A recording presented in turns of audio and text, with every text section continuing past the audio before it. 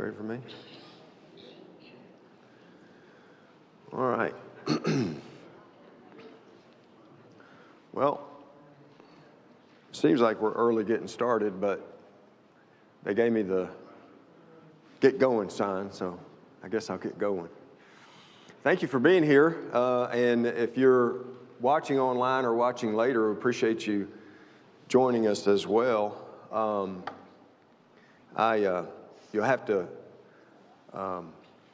forgive me a little bit. I was telling somebody earlier, my granddaughter, I love her more than life, but she gives me colds. I hate to blame her, but I never got colds until she came along, and so, you know, I just got to believe it's her fault, so I don't know.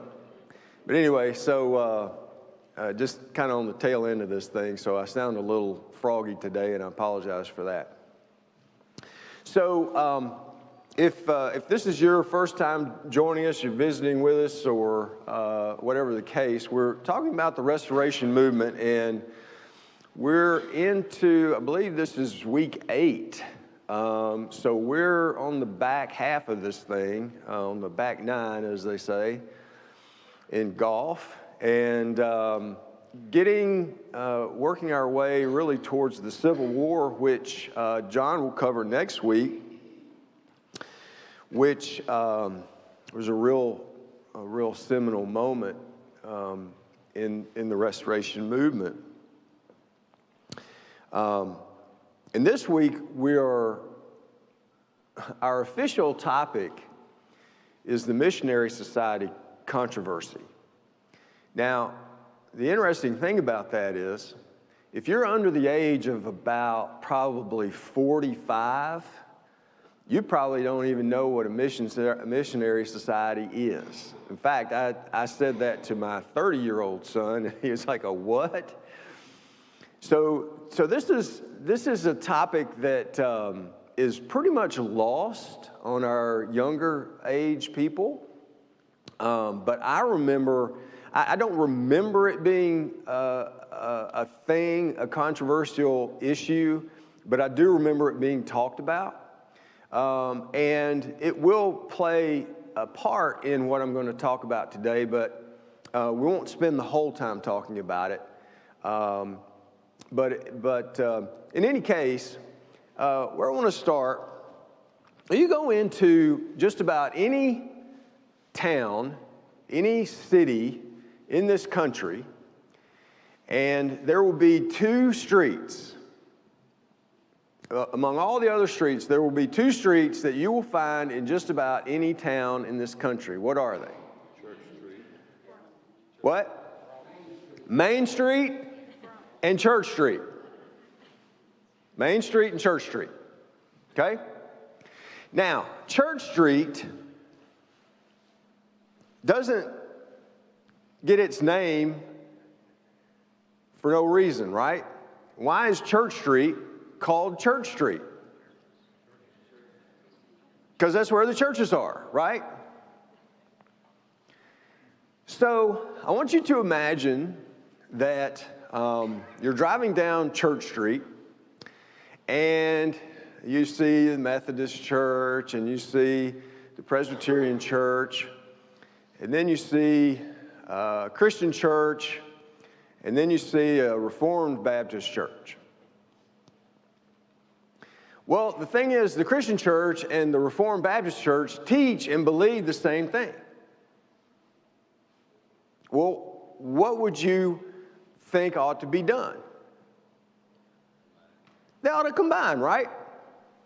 Well, that's exactly what happened with this Stone Campbell movement, as we have named it. This is what John talked about last week, is that they had gotten to a point by the 1830s. That's a little small. I need to make that type bigger. But by the 1830s, it became clear that the disciples and the Reformed Baptists believed essentially the same thing and needed to merge. And so they decided that this needed to happen, but the problem was they didn't have an efficient way to make it happen because both movements stressed the autonomy of each local congregation. And so, so any effort to unify was going to be hard to do because there wasn't a central organization to sort of declare this to have happened. And so in December of 1831, John T. Johnson, who John talked about, Barton Stone, Raccoon John Smith, and John Rogers met in Georgetown, Kentucky. Where's Georgetown, Kentucky? I meant to look that up. You Kentucky people. It's a suburb of Lexington. Suburb of Lexington. Okay, so geographically we know where we are, okay? And they agreed to call a general meeting and see if the members of the two fellowships desired unity. And so a meeting was held in Lexington over that New Year's weekend, 1831, 1832, and Raccoon John Smith, who was, remember, Baptist preacher, but really ascribed to what Campbell taught and believed in this restoration of primitive Christianity. So after pleading for unity, he concluded, "Let us then, my brethren, be no longer Campbellites or Stonites, new lights or old lights, or any other kind of lights. But let us come to the Bible, and to the Bible alone is the only book in the world that can give us all the light we need." And with that, they extended the right hand of fellowship, and which John talked about last week, and the two movements combined. Now, it took some time, but over the next 10 years, this movement began to grow and flourish. The preachers would tour around to the various states and spread this message. And then the publications, which we're going to spend some time talking about, were very important in facilitating this merger of these movements. So religious journals were very important. Now, religious journals today, are not something that people, I can remember my grandmother, saying that the only two things she read were the Bible and the Gospel Advocate. And she's down in Wayne County. But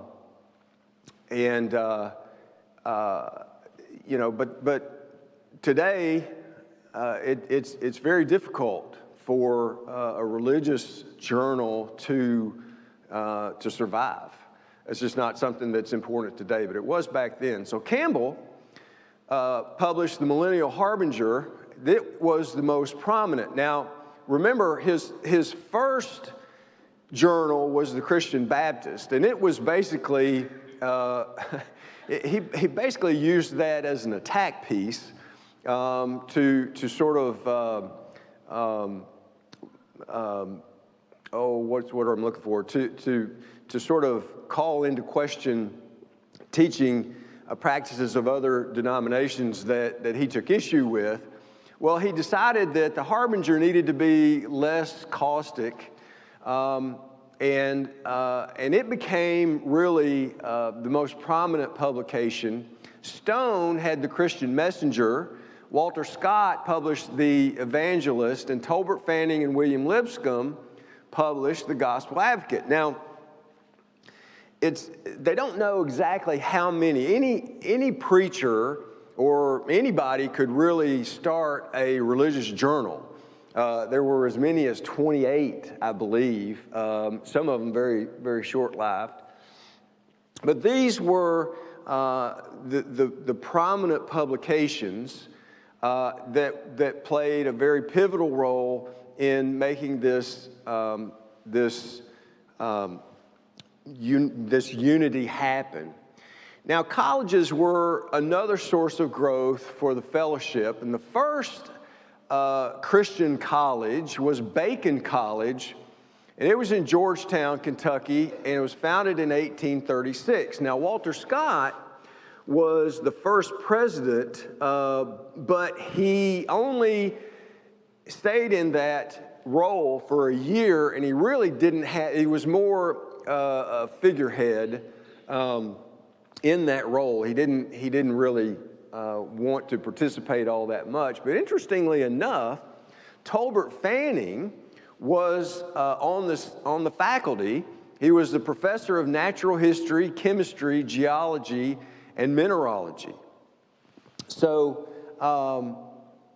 Fanning, we're gonna spend some time talking about Fanning to sort of bring, you know, what we have talked about so far in this movement has all been pretty much north of here. Now, Nashville becomes much more prominent in this whole movement. Campbell founded Bethany College in 1840. Now, what was interesting about Bethany College was that it was not a Christian college so much as it was a college in which all of the sciences were centered around the Bible, sort of a semantic thing. But what he wanted was a college that was equal to pretty much any education you would get in the country. I mean, when you read what their day was like, it blow your mind how anybody would survive that. But you know, he had some pretty high level students, and to make it through that curriculum, you couldn't be just average. So Bethany College was a very strong school, and Fanning founded Franklin College in 1845. Now, it was called Franklin College after Benjamin Franklin because Fanning really liked Benjamin Franklin. That's why it's called Franklin College, not because it's in Franklin. It wasn't in Franklin. In fact, and we're just going to sort of take a scenic route here in our discussion. We're going to go off the main road here and spend some time talking about Tolbert Fanning. He was born in May of 1810 in Cannon County, which is kind of over Woodbury area. But about the time he was 8 years old, they moved to Northwest Alabama, where he grew up, and he was exposed to some preaching that was Restorationist preaching. He was baptized at the age of 17, and he started preaching at the age of 19. Now, initially, he must not have been much of a preacher because his older sister told him he better stick to farming because he would never make it as a preacher. But he became quite a noted preacher. He could hold an audience spellbound for 3 to 5 hours. And this was one of the things, I was saying this to Neela yesterday. I said, you know, you study these guys in this time period, and the amount of time that they would speak at one time sort of blows the mind. Number one, that you could talk for that long, but number two, that anybody would sit there and listen to you for that long. I mean, and she said, well, you know, they'd leave and come back. Well, I don't know. I mean, it sounds like they'd just sit there for 5 hours and listen. I'm like, I have a hard time 20 minutes. Yeah, I don't know what I would have done back in this time. But anyway, he became quite a preacher. He graduated from the University of Nashville in 1835. Excuse me, I'm trying to work my throat here, and this is terribly rude of me to get up here and do this with something in my mouth. So excuse me, I'll be over this in just a second. All right, so he met Alexander Campbell in 1835 when Campbell had come to Nashville to visit his daughter. And Campbell became a real fan of Tolbert Fanning. Now, he's quite a bit older than he is, but Fanning wrote in the Millennial Harbinger that Fanning was employed as an evangelist by the Nashville Church of Christ and described him as a devout, ardent, and gifted brother. And he invited him to accompany him on a 75-day preaching tour through Kentucky, Indiana, and Ohio. And then a year later, they made a second tour up into Ohio, Vermont, New Hampshire, New York, and Massachusetts. So they became really fast friends, communicated frequently. This is the historic marker that my father-in-law actually had placed out at Fanning's farm, which today we call the Nashville Airport. So, and in the meantime, it was the Ezel farm. In fact, you see the hill right behind that marker? If memory serves, I believe that's where Miles Ezel told Neil that that's where they stored the milk when they milked the cows. This is Purity Dairies we're talking about. So anyway, in 1839, Fanning was a charter member of the Tennessee Agricultural Society, an editor of the Society's journal, The Agriculturalist. He established an agricultural school founded for the study of agriculture, horticulture, and animal husbandry. And he would let the students work the farm to pay their tuition. Now, I'm going to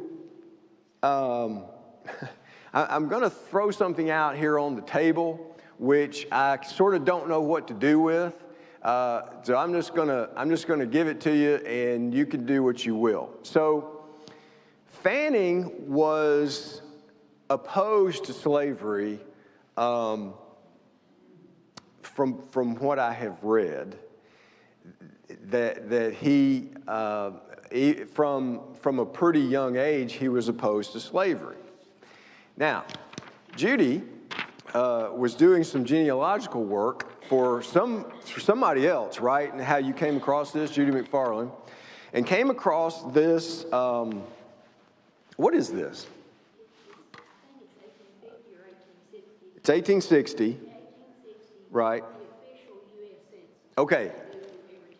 Okay, so this is from the U.S. Census 1860, and it lists Tolbert Fanning as having how many slaves here? I forgot the count, but it's about 20 or 30. About 30 slaves. So I'm not exactly sure what to do with that. I mean, if you're opposed to slavery, but you have slaves, I don't know. And you've got these students working the farm too. So I don't know. That's why I say I don't know what to do with this. I have not been able to reconcile that in my research. I will keep working on that to solve the mystery.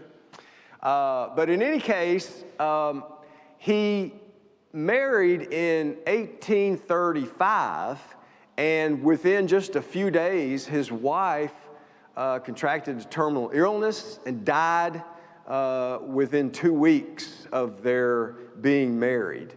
A year later, he married Charlotte Fall, who was English-born.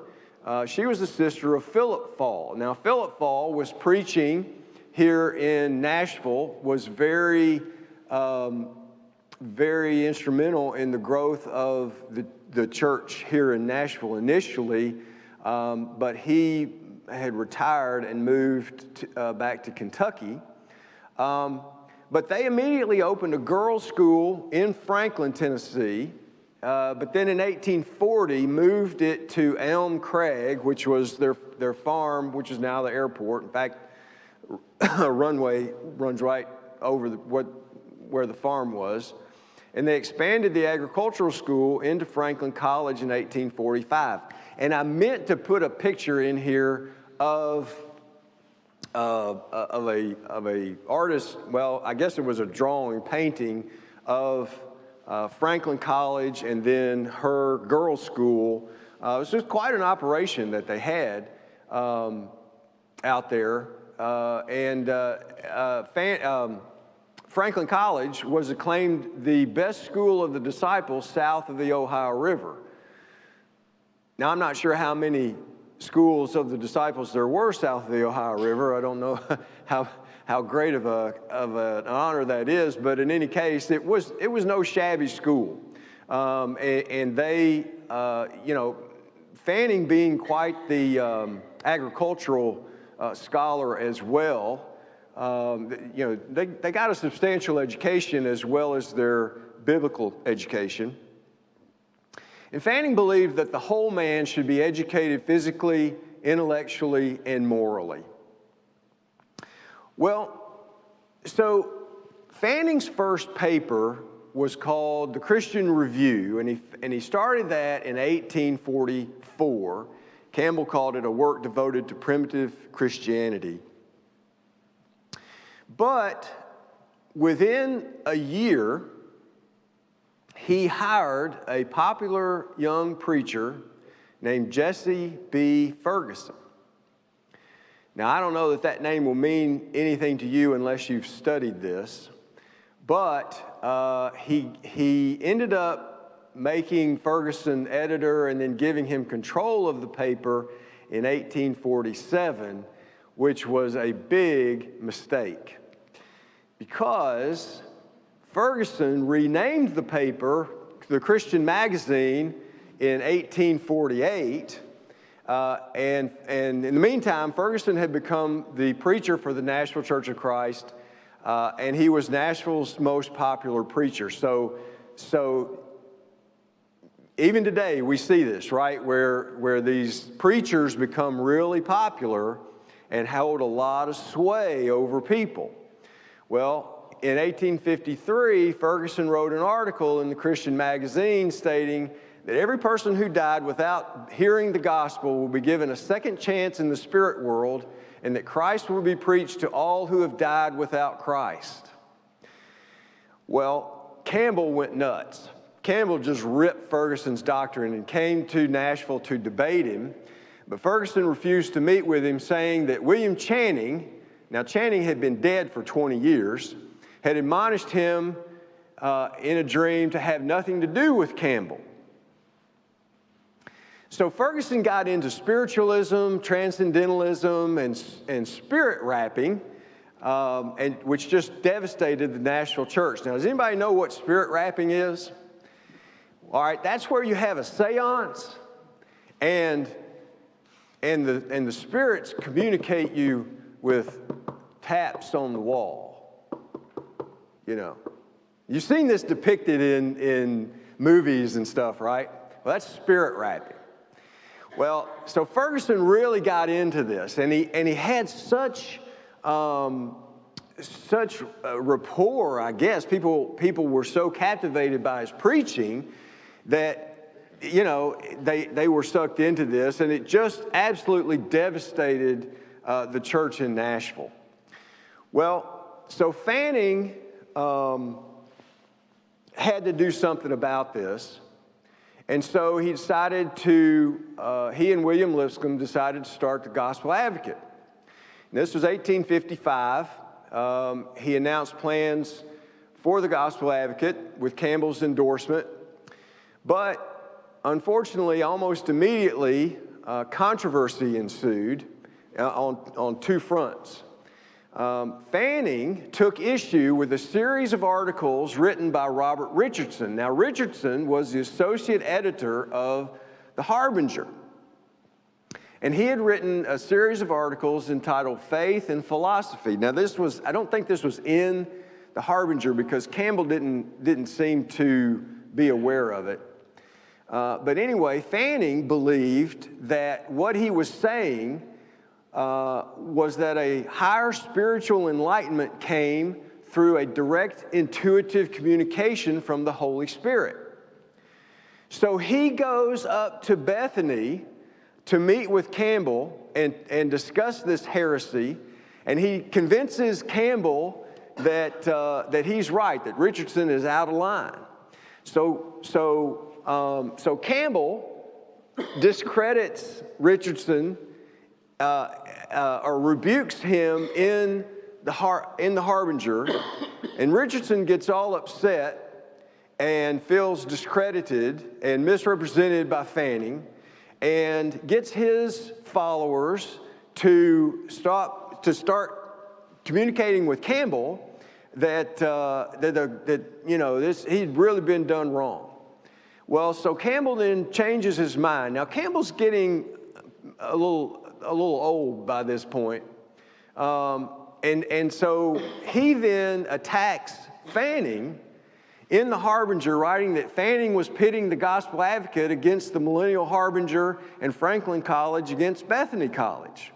And this turns into quite the fight. This goes on for years, just this back and forth. And I'll tell you this, and I'm hoping in a couple of weeks that my father-in-law will be well enough to be here and talk about the publications and the influence. I'm sort of stealing his thunder a little bit here, but even as late now my family has been really intimately involved with Advocate since the late since the 1980s, and we actually owned it beginning in 1990 through I don't know how many years ago, 5 years ago maybe. Anyway, and it's most interesting, and it was almost like the precursor to social media.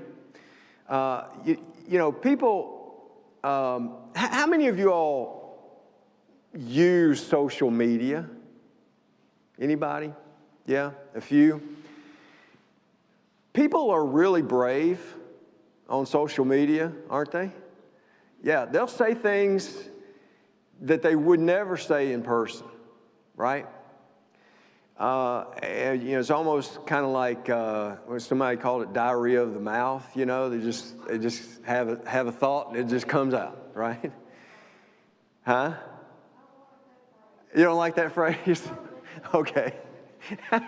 Well, in any case, it is amazing the vitriol that comes out in religious publications against other brothers for things that may or may not even be true.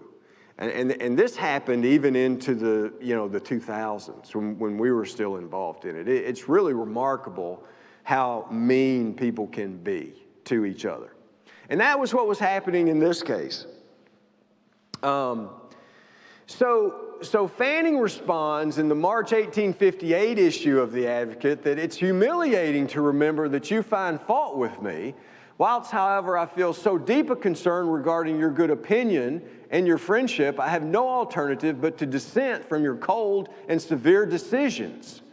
We should not be for the hills of Virginia, the plains of Tennessee, for Bethany or Franklin College, but for the cause of our Master. And Campbell then responds in the May 1858 issue of the Harbinger that Fanning had perpetuated the grossest injustice against Richardson in claiming that he advocated a spirit alone theory in opposition to the word alone. Now, what was happening here was that Fanning, now, my question is, did he go talk to Richardson about what he intended? I don't know. I haven't found any evidence of that. Seems to me like that's what he should have done if he didn't. But in any case, what he interpreted Richardson is saying was what Ferguson had done to the Nashville church. So he was sort of knee-jerk reacting to Richardson making the same mistake that Ferguson had made. Well, in any case, Fanning responds in September of 1859, to be thus charged by men whom we have revered from our youth causes us to almost wish we had never seen a college or a religious newspaper. Well, sadly, a 30-year friendship ends, with this back and forth. And, there was another issue that had been brewing at the very same time that this was going on. Fanning was among the first to lead a sustained opposition to this drive to accept the Missionary Society. So Fanning helped organize, ironically, Fanning helped organize the Missionary Society in Tennessee. He never endorsed it. It never met and died at its birth in 1849. However, even though he was opposed to it, he didn't see it as an issue to withdraw fellowship or anything like that. He felt like, we still should be united, agree to disagree kind of attitude. He believed that any auxiliary of the church should be within the church and under the control of the church. So let's back up a minute and talk about what this missionary society issue is all about. How many of you all remember a few weeks ago when we talked about Baptist associations? You remember that? What were the Baptist associations? Anybody remember? Anybody? Well, at least you remember the term. Okay. So basically, an association was where all the churches in a certain region would come together and form an association, and they would have representatives. It was sort of a de facto governing body over those churches, okay? And they would have a president, a secretary, and then you would be a messenger from your congregation. You would sort of be the official spokesman of your congregation. Well, as as Campbell and Stone's message, Stone didn't have a real big problem with the associations as much as Campbell did. But once Campbell's message took over, these associations that followed Campbell's teaching dissolved their associations because they believed in congregational autonomy as being the biblical model. Well, in 1830 and after, as the unification of the movements took place, the idea of cooperation meetings arose. Now, the idea that Campbell had was that congregations working independently were not going to be able to make much happen evangelistically. There was, and you can imagine back in the early to mid 1800s, the financial resources that these congregations would have, especially in rural communities. There wasn't a whole lot of support that they were going to be able to give to a missionary. And so the idea came about that if we cooperated, then we could sort of pool our resources and be more effective. Now, to me, remember when I talked about if we were going to restore a house, right? An antebellum home, what it wouldn't have in it. We said, well, it wouldn't have electricity, it wouldn't have bathrooms, wouldn't have a kitchen, wouldn't have air conditioning, wouldn't have plumbing, right? So one perspective would be, well, but if we're going to restore it, it needs to be without those things to have its original glory. Well, then you might say, well, yeah, but, if we put these other things in it, it would be a much more effective house, okay? Two schools of thought. And that's sort of the idea of this cooperation idea of if we sort of pool our talent and our resources, we can make a whole lot more headway evangelistically or in whatever we want to do than just working alone. Well, so anyway, Campbell believed that if we were going to evangelize the world, we were going to have to cooperate, and he used 2 Corinthians chapter 8, where the congregation, the Macedonian congregations, Paul talks about how they all pooled their money to send, even though they didn't have any. Well, he said this provides scriptural authority for church cooperation. Well, so following Campbell's suggestions, churches, there was one where 13 churches came together and met in a cooperation meeting. And this was slowly growing throughout the 1830s. These were the 13 churches in Wellsburg. And so they decided that they would employ 2 evangelists. They appointed a treasurer to receive funds from the churches for their support and set up a committee of 13 to supervise the evangelists and their work. Well, there was opposition almost immediately to this, which oddly enough didn't seem to be opposed to the fact that they supported a missionary, but they said, well, you got 2 missionaries. So if enough churches came together, that you would just support 1 missionary, well, that would be okay. And believe it or not, if I could go into the whole argument, we don't have time, and it would sort of make sense, but on the surface of it, you're just like, you got to be kidding me. So anyway, but the idea of churches cooperating grew slowly through the 1830s, and after 1840, these sort of became statewide ideas. 6 states were meeting, all of the churches in the state were having these cooperation meetings. Well, for all of those who questioned cooperation meetings, there were others, including Campbell, who said, well, it's not enough for us to cooperate. We actually need general organization. Now, Burl, I'm looking at you because you have human resources experience.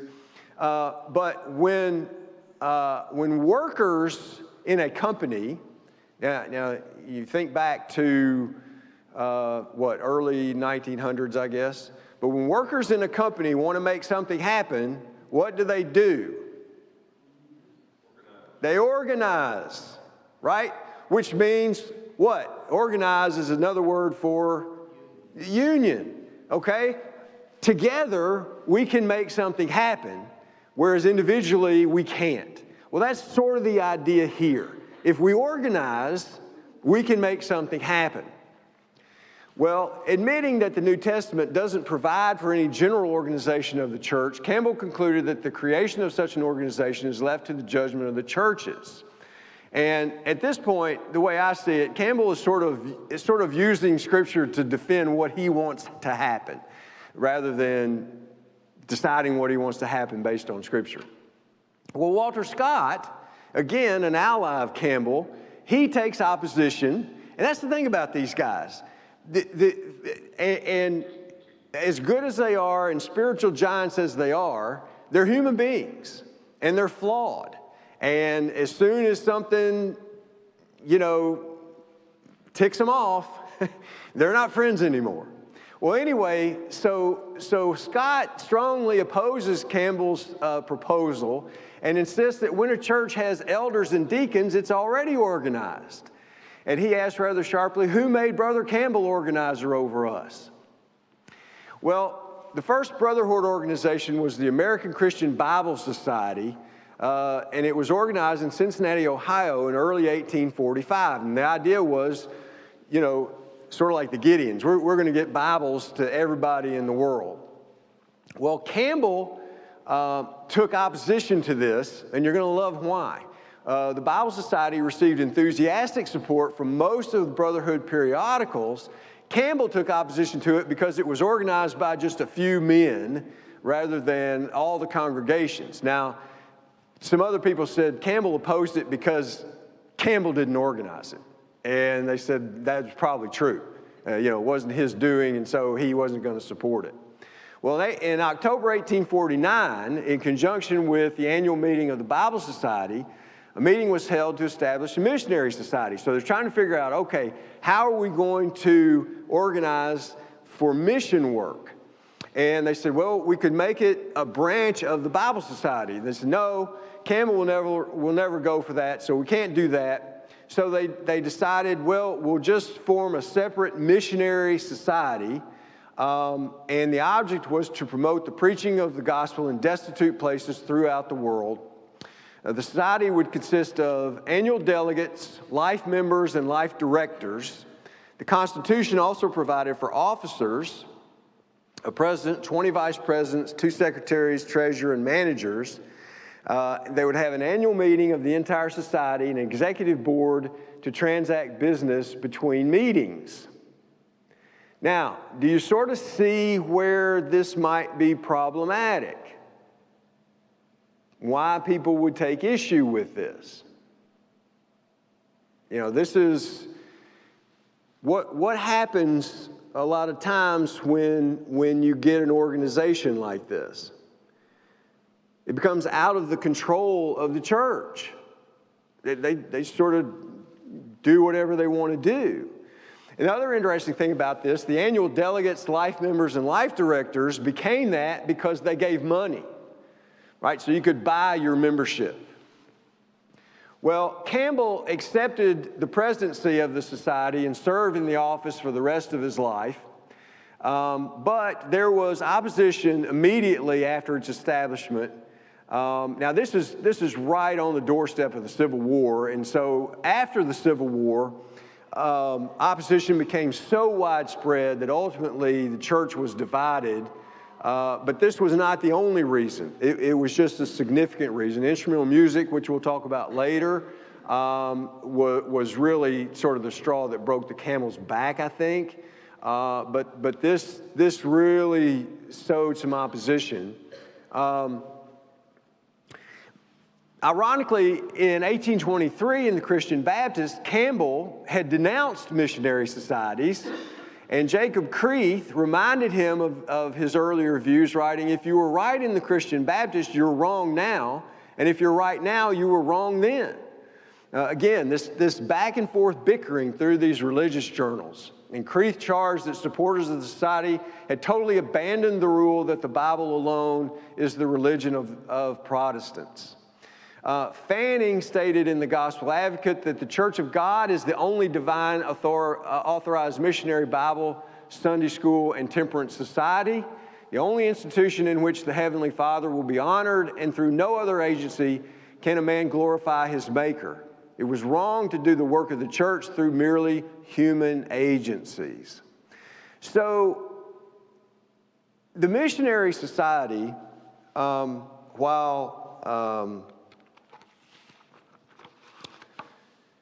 maybe a good idea, I guess, a noble idea, did a lot of damage to a movement that had just united, and it's kind of a shame that happened.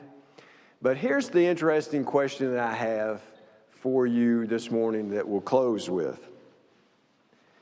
Do we have societies today? Name one. Hope for Haiti's Children. Hope for Haiti's Children. Healing Hands. Eastern European Missions. Yeah. These are all missionary and Bible societies. We call them nonprofits. We don't call them missionary societies.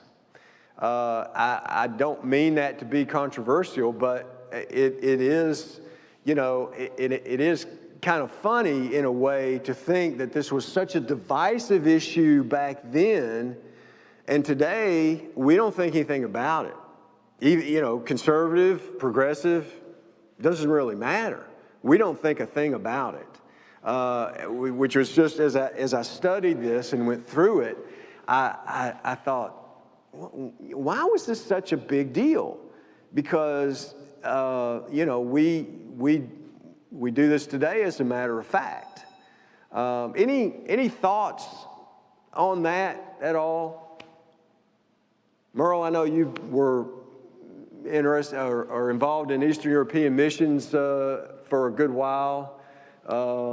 You know, tremendous work, and probably, you know, it's hard to do as much as organizations like this do with congregations working individually, or even with a congregation, you know, working as the lead supporter with financial support from other congregations. Lee?